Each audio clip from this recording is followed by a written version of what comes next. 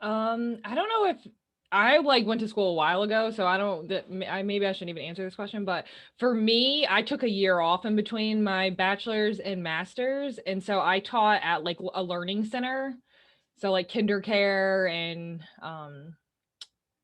Niskayuna. So those are like options if you don't want to go right into grad school. That is what I did. I went straight into my master's after undergrad, but possibly being a TA or a substitute, that could probably be an option too.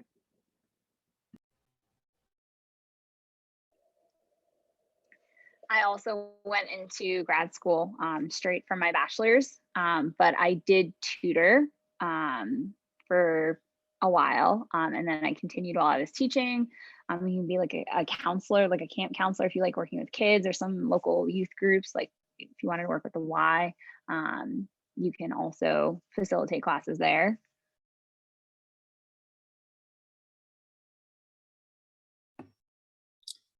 And then I took a year off in between my bachelor's and my master's, and I just did some work in like a nonprofit organization. I was a camp counselor, and then I did some substitute teaching as well. If that helps. Yeah, I think that it depends on where what your goals are for education, for being in education, and where you see yourself, and that will help dictate what you can do in the intermediate before you decide to take a position as a teacher, right? So I think I think it's broad, and there's many options. You could work with community-based organizations. You can get your dip your feet in the water and do substitute teaching. I was a TA after my grad school. I was a TA for a year because I knew I wasn't ready yet, and also they didn't want to hire me yet because they said I didn't have experience, which is something you'll hear a lot. And then I left that and became a teacher at a charter school, and then that made my way into the district. So, but all the while I was working at Sylvan's Learning Center. I was working with PAL. I was working at Boys and Girls Club. So I kept my I kept engaging in community-based work around children or working with children. And so I see another question, so I'll let you know. One of the things that I do too is that I update my resume and my CV on the 19th of every month. That's my like the my birthday date. And so not every time is it, a new job or something like that. You could start to, you could, as long as you're adding something, it could be like you're taking online courses or you're taking like something on Coursera or webinar, like those could also be things that you're adding too. I want to offer something here because Tammy said I can jump in if I have something too. So I actually went and got my ESL, like my TESOL in between, and then was looking for an ESL job, which is a lot shorter of a commitment and allows you to travel. But I ended up finding a full-time job in another country, and so I taught in Chile for a little over a year, which didn't feel like I was settling in a school. I got to travel a lot and explore as well. Do you think like those real life experiences are important in between school? So let's see. So does Albany offer different programs for the people who want to teach elementary versus middle and high school? So I guess this is like a UAlbany question. Not sure if anybody wants to try and answer that one. What was the question, Maria? I'm just like reading these, so I should probably filter them better. Does Albany offer different programs for the people who want to teach elementary versus middle and high school? So I guess like all the teacher prep programs. Yeah, so Albany, at least when I was there, when I got my master's, they do offer different focuses, but it's dependent on whether you come in as a certified educator or not. So that's going to be that's the real difference is if you're already a certified teacher, then you would go into a master's program that's like for adolescents. And Carrie, you're more recent. So what program did you do?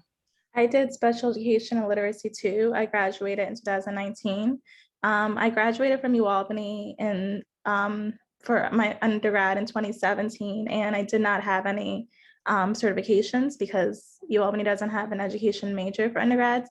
So I did the whole process with getting the certifications in my master's program. So it was a 2-year program, and I am certified in grades 1 through 6 general education, 1 through 6 special education, and birth through 2nd grade, I think, or 2, I don't know, I can't remember that one, but literacy.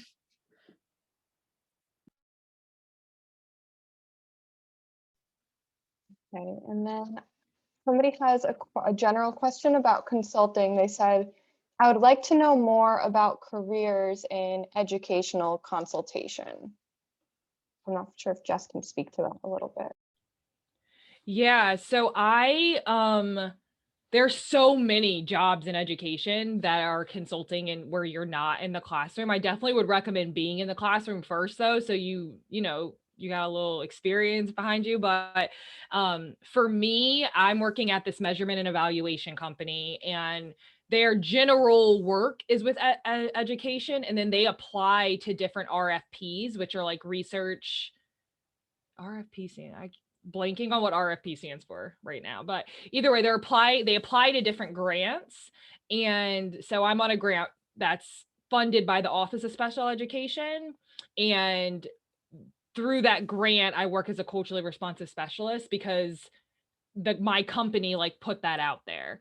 And then I also work on a grant from the Bill and Melinda Gates Foundation, and it's a writing grant. So I work on that grant as well. So that's how I like what my consulting looks like. And then I based on the parameters from the grant, I get to be a resource to different schools in the capital region, but they're also like independent consultants. So like if you think about like the McLean Group, so the McLean Group is a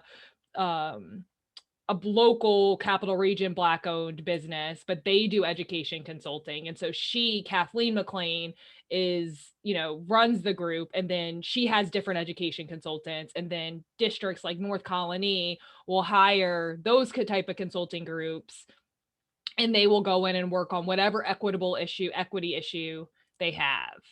And so that's been my experience.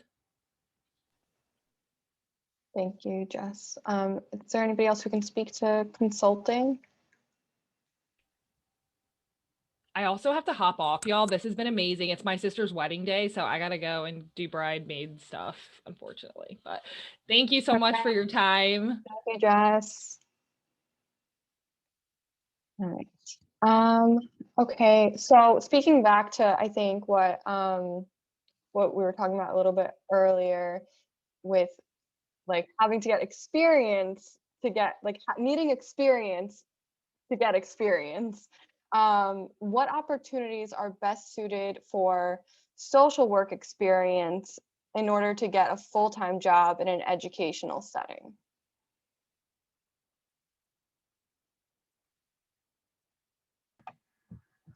So I think I'm like the only social worker, right?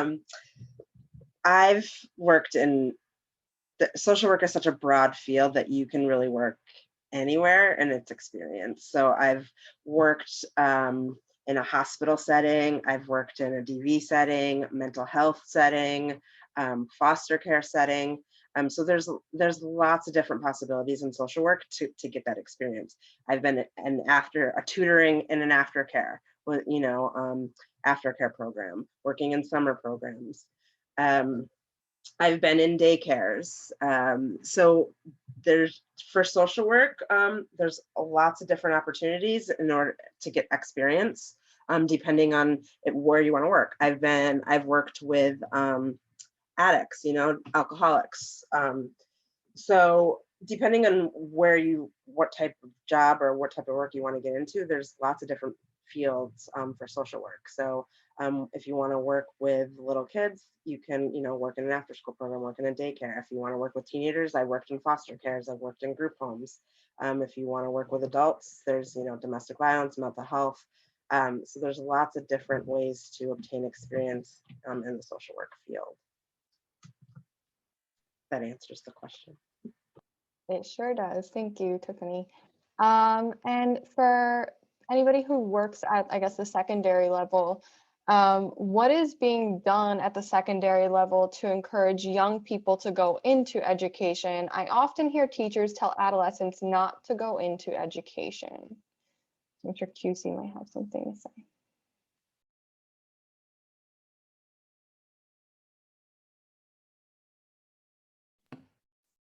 Can you repeat that question one more time?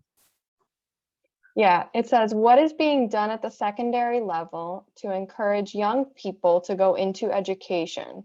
I often hear teachers tell adolescents not to go into education. So I'm not sure what's being done across like all districts, but I can speak for the district I work in. We're really trying to encourage, I guess, at a secondary level. I work with 7th and 8th grade students, and we're just trying to encourage them by looking at their strengths and seeing how we can help them grow from there. So being present and being knowledgeable of what's going on within the school, and taking interest in what they have interest in and just elaborating on that. So it's hard to say on what's being done to influence them to go into education, because there's so much that can be done. But I guess it depends on what they're interested in and what they want to their pathway, where they want to go to. So I even had a conversation with one of my students the other day. I'm a school counselor, and we explored the colleges and just what that would look like. And I had a student ask all about tuition, or can I do this for a major, or can I minor in that? And they have a lot of questions. So just being knowledgeable of everything really helps to influence that and encourage them into what they would like to do. I can just speak to Schenectady, a program that we offer that starts in 5th grade, which I run the 5th grade program, and it continues into middle school and high school, as we have an Educators of Tomorrow's club. So the point is we want to kind of encourage the people that live in the community, the people that know the issues and the problems in the community, to be educated to come back and work in the community and be educators in the community. So Schenectady is partnered with Schenectady Community College, Clarkson University, and I'm sorry, my mind's blanking, but there's one other school that we've partnered with that if these kids kind of are in this club in middle school and high school and are really interested in pursuing a career in education, they'll get to go to school for free. So they'll get to get their education for free in the hopes that they are going to use that education and come back in Schenectady and teach in Schenectady where they're from, where they were educated, where they know the issues. So that's one of the initiatives that Schenectady is trying to do to help encourage students that want to become educators. Yeah, so Rose, go ahead. No, I can go after, no worries. No, I'll say that there's a lot more that needs to be done, right? I think how I approach it is that I'm very transparent with my students, and I share my story and how I ended up in education. And I hope that by being a role model, that they will then look at one day and say, oh, wow, I remember this experience in Mr. Burgess's class. And then, right, in the high school, there is something they have called Career Aspirations, where they partner with the College of St. Rose, and they have tutors and they have pre-service teachers work with those students from 10th grade all the way up to 12th grade. They work with them, homework, tutoring, and just have conversation. They're also assigned a mentor, and the mentor will take them out and have different experiences. But once again, that's an opportunity for them to interact with people who are embarking on this journey of becoming teachers. It's not specifically related to becoming teachers, but there is that almost like hidden agenda that exists there. And I think overall, though, there needs to be more. It's not explicitly done. I love what Schenectady is doing, and now I'm starting to think about some ways that I can kind of bring that to Albany. So thank you, Tiffany, for sharing that.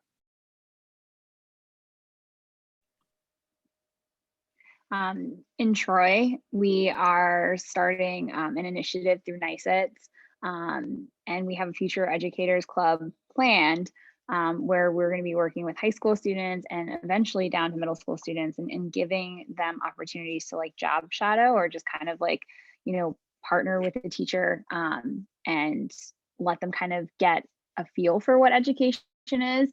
My role in Troy as the work-based learning coordinator, I place students in internships across all career paths, but I do typically have students that are interested in education. So then they'll complete full internships where they get to work in a classroom. They'll work one-on-one with students in a small group setting. We also do have a tutoring program where we had high school students who will tutor middle school students in areas that they feel they excel in. So we're looking to expand that. I think the conversations are really meaningful. I agree that there's not enough being done. I feel like, teaching can be an endangered profession just with what's going on, societally. So having a positive mindset, and I agree, being transparent. Teaching is hard. It's one of the hardest things you'll ever do, but it is powerful and meaningful work. So I like to think of myself as kind of an internal optimist, and just conveying that to, students who are interested, and letting them know, like, yeah, there's challenges with any profession. There's pros and cons, but I think that letting them know what they can anticipate so that they can be prepared for it and understand the field that they want to pursue is so meaningful. And obviously letting them, have some responsibilities within the classroom, and seeing it from a different perspective is huge. Thank you. So I'd want to get to Christy's message before it gets lost in the chat. What is the most effective way white educators can incorporate equitable practices in their classroom? Can I just add to that? There's not tons of people here as far as I don't want to add to my question. But it's being recorded for people who might want answers to these questions. And I mean, specifically in terms of, encouraging students to become educators, because I work in an urban school district, and I obviously don't reflect the population. And so I was just wondering if there's ways in which I can, help encourage, but being so different than the student population. So, Christy, are you wondering how to get what white educators can do with their students to get them into education? Yeah, to get, I think, passionate about being there, encouraged about being in the education climate, because I think so many of our students don't like being there, right? And so, and that's why we're seeing so many white educators. There's just, the majority of the educators are white teachers, but it doesn't represent the population that we serve. So I'm wondering how we can shift that as white educators, encouraging our students to go into that field, although we look so different. So if that makes sense.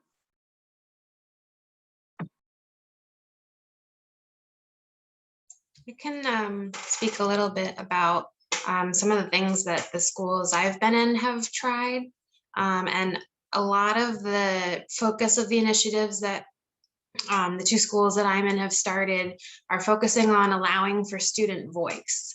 So rather than it's always the teacher talking, it's always the teacher's opinion and perspective being centered, really trying to find a way to get every student to contribute their thoughts to a discussion. So we've done one school, one book in a lot of our elementary schools, where we pick one, maybe two, if it's, maybe we need one book that's more appropriate for K-2 and one for 3 to 5.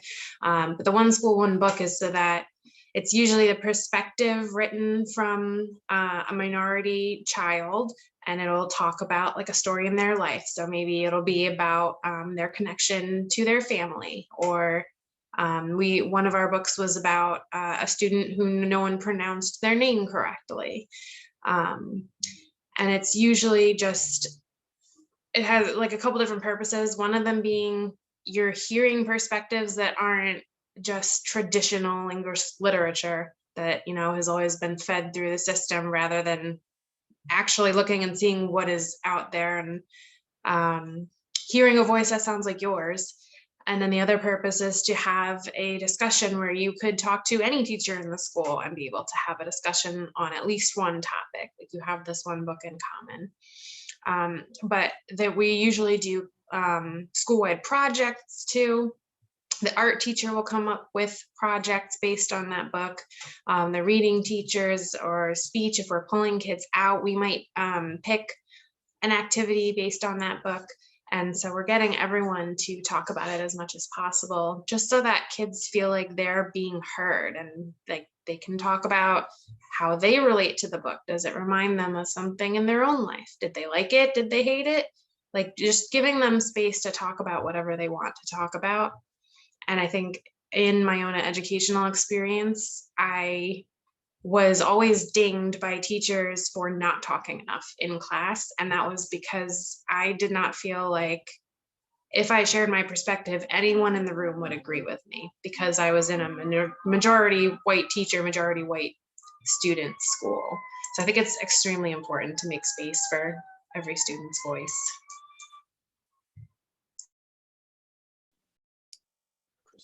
Is it okay to go, Maria? I had raised my hand. I didn't want to jump out there. Okay.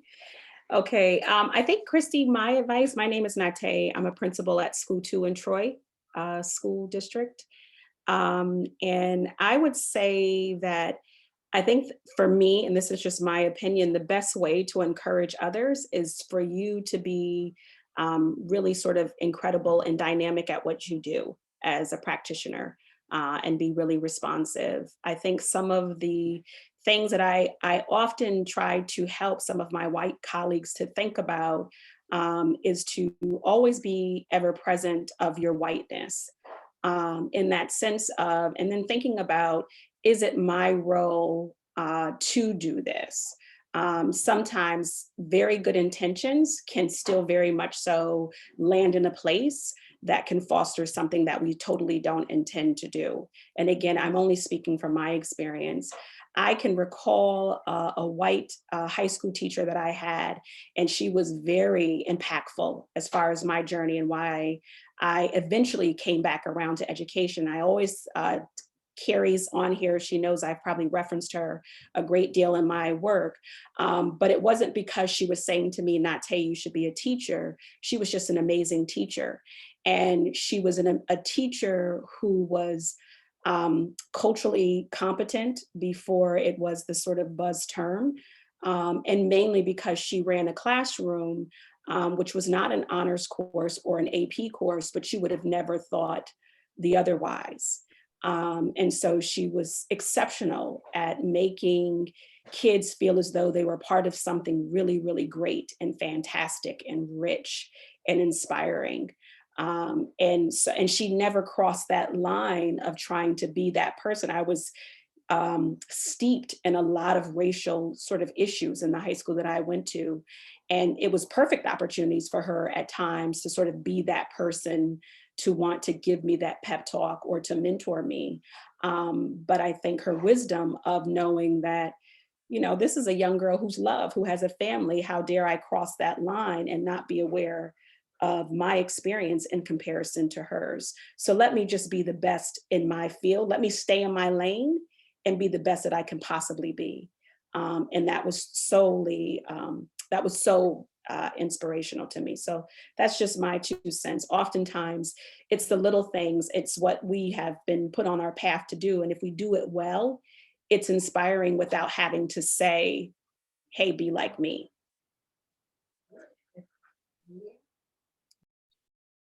So thank you, Ms. Turner. I echo a lot of your sentiment. And Christy, I hope I'm saying your name right. Christy, I thank you for this question, and it made me think about a few different things. And so I think there's two aspects of the question that I gathered, and one is about student engagement, right? Like, how do you motivate, engage students, and how do you provide an experience for students, a learning experience for students, so that they want to be there and engage and kind of take in what you're offering, right, in terms of your content, etc. And so I think we need to look at our practices again, right? As educators, look at our practice to determine that what kind of practice are we using, and is it one that allows for voice, like we've been talking about, allows for choice, allows for students to be able to use their competencies, their literacy competencies, their experiences, their knowledge, their strengths, to be able to make meaning, to be able to learn, right? So I think we need to examine practice in order to do those things.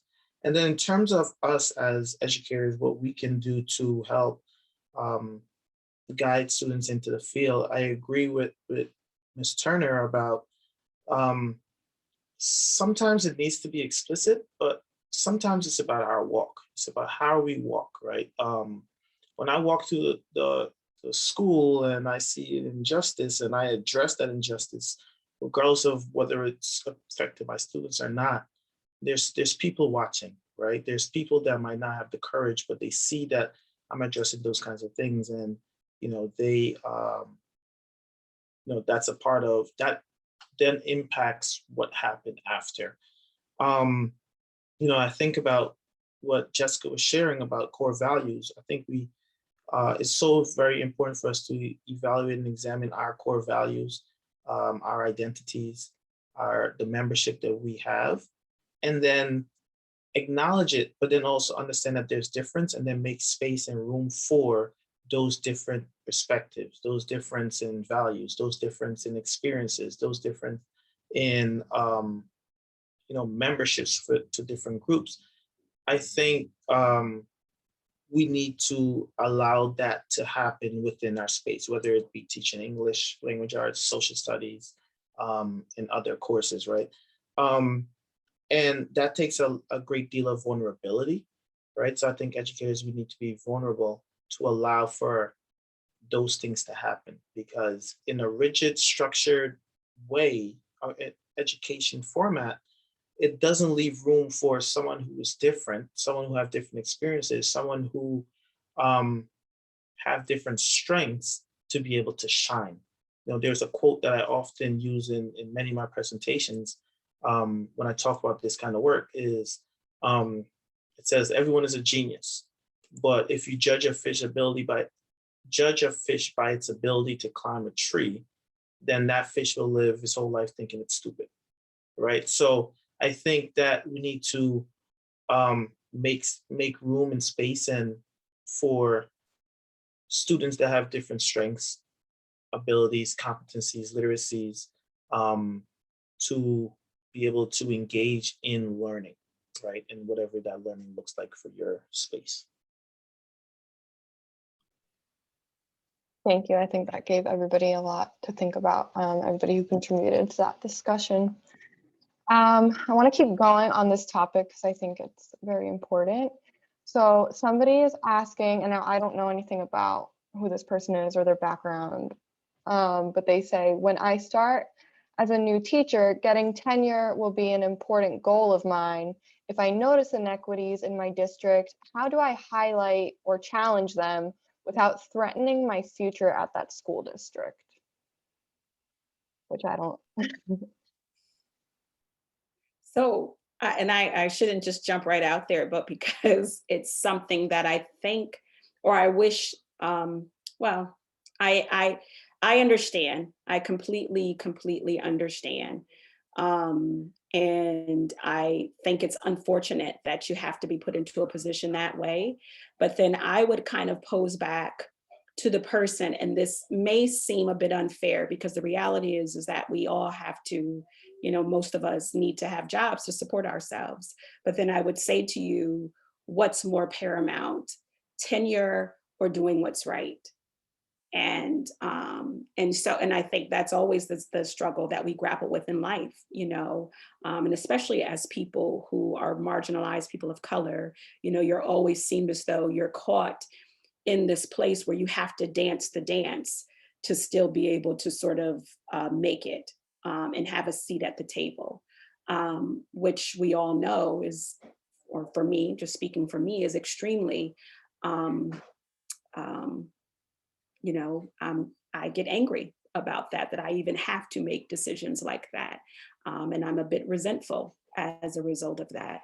But I would encourage anyone who is new to this to always lead in with doing what is right. I would say that will always give you peace of mind, maybe not money in your pocket, but it will always give you peace of mind.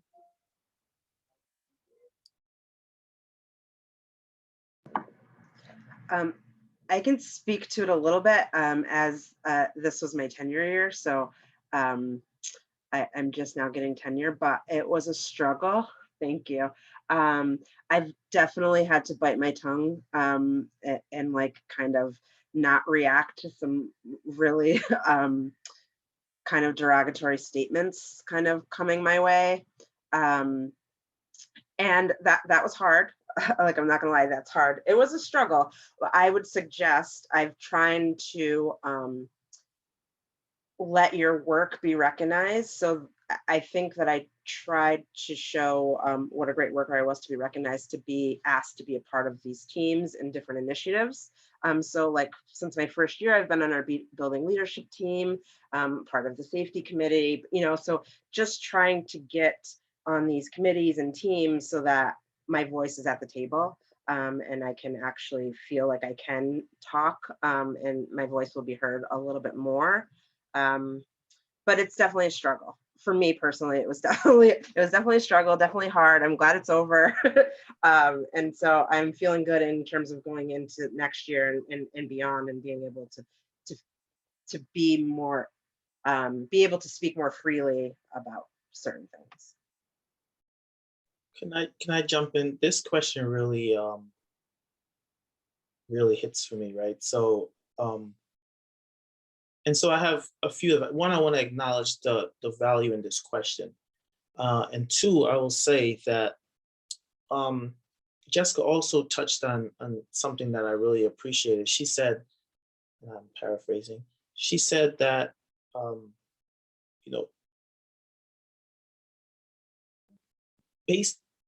have your values be something to the effect of make sure that you are true to your values, right? And so, my first year, this question really rang true, to the point where I was asked to resign at the end of my first year. And it wasn't because of my performance. It wasn't because, but it was because of racial, right? And so after that year, it taught me a valuable lesson, because I was moving through that year, that first year, being very careful about how far I was from my white colleagues, making sure not to raise my voice. I wore a suit and tie every day. And I did that because I wanted to do, and I still do that, right? But I consciously wore myself down trying to fit a mold. I constantly wore myself down trying to make sure that I was appealing and appeasing to my colleagues. And it was, interesting that even in trying to do all of that, I was being asked to resign, right?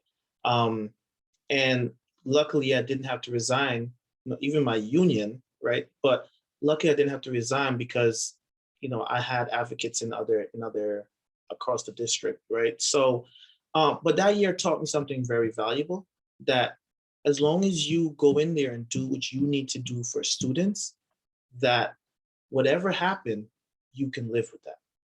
And so I lived from that experience to, and that was my first year. So all the other years leading up to tenure and even after tenure, I continued to speak my truth. I continued to live based on my core values. And so I've had many conversations, tough conversations, going about with even administrators when I'm advocating for my students. And so my students and their families and my community is what is front and center. And so I will have, I've built, because of moving that way, I've, taught my colleagues and administrators how I will operate. And so if me operating this way is a problem for you, then I can take my talents elsewhere. So acknowledging that you have strengths and you are valued, and that you have a unique perspective that is needed in the field, and that your students, their family, and their community needs you. I think that when that's front and center, whatever happens after, you will or you can prevail. And so I would say, trying to find your core values that you really believe, and have that be your operating system. But I understand that it is very tough. I think if you have a group of people you can talk to, whether it's your family or coworkers that you've made good relationships with, that helps a lot. I was in a situation I thought I was going to be fired over in my second year of working. A student, speech is educational, but it's also medical. And I had a student in a medical situation where medical recommendations that we were asked to carry out in the school were very inappropriate and could have killed him. And I said, no, we can't do this. We need to speak to this doctor. And the district said, a doctor ordered it. You can't argue with them. And I said, if you make me do this, I will quit my job over you making me do this. And I'm going to fight you on this. And I went all the way up through like every level of administration. I leaned on my coworkers that were also familiar with the subject and got them to help me. But it was so stressful. I was not sleeping. I was crying all the time. And if I had not had those people to help back me up and say like, hey, like this is medically inappropriate. I don't care if a doctor ordered this. Doctors can make mistakes, and you can't expect us to go against our own judgment in the school just because someone else told us to. And it was horrible, but I'm glad I did it, because I would never want to risk my job just to keep, whatever, my tenure track or whatever, when I knew I was doing something horribly illegitimate. And it was probably the biggest commitment I ever decided to make to like doing the right thing. And I said, if I can get through this in my second year of working, I can get through anything. And I am always going to be the person that says something when I notice something, because, we know in the medical field and in the educational field, Black kids slip through the cracks all the time. And if we can do even the tiniest bit to prevent that, we need to do everything we possibly can, but it needs to be from when you step foot into that job, not once you become tenured. And I'll just add in a little bit as well. I'm in my first year now, so it's like the verbiage is like, oh, you're not tenured, so you can't really say too much. And, it's kind of sad that is like, whether it's a joke or, it's not, there's always some truth within a joke. But I would say that you really got to question and ask yourself, like, is that your long-term goal or your short-term goal? Like, of course, everybody wants to be tenured for security purposes, but if it costs you some of your values to like silence your voice or not advocate for your students, then you got to ask yourself, is this the right district? Because if you know your strengths, then, and you know what you can provide and you know what you can bring to the table, then yes, tenured is important, but at what cost? And so, I always think of like, warm, like a warm and messy trumps like, cold and immaculate. So, you gotta, as like a counselor, like I advocate for my students and I'm first year, but I may go toe to toe and it's with good intentions, but the students come first always. So, that's the most important thing I would say is like, see what your goals are, short-term, long-term, and that will tell you where, if you're in the right district or if you're not. I think that was really sound advice, Levon, is to vet the district. And if you also know what building you're going to be in, really think about even vetting, looking into that principal. It's really important. I always tell teachers who I work with or we work with is that this is an interview for me just as much as it's an interview for you. And you have to make sure that you're someplace where you can really sort of grow and spread your wings and learn. And if it's not, then you have to be okay with also saying, this is not for me. This doesn't align with my core values. And be willing to walk away from it if you need to.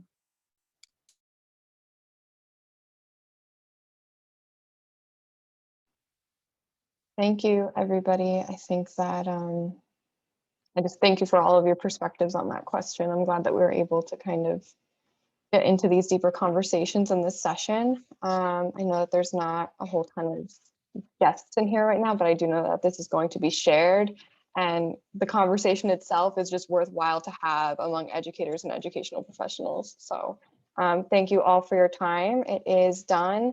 If you want to drop any contact information in the chat, maybe that's a good thing to do in case, there's somebody that you want to reach out to in the future. Yeah. Any last words for the session? Feel free to jump in.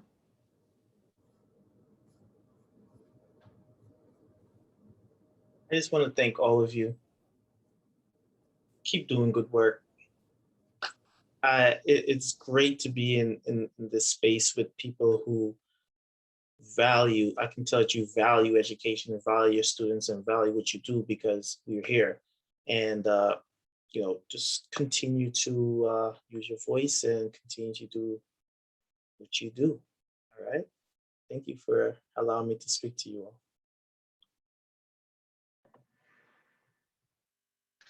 Thank you, I everybody. Sorry, just wanted to say thank you. I appreciate everyone's dedication, everyone's voices, and I wish everyone the best. Keep doing what we do. All right, everybody, enjoy your weekend. Hope to see you in the educational circles in the future.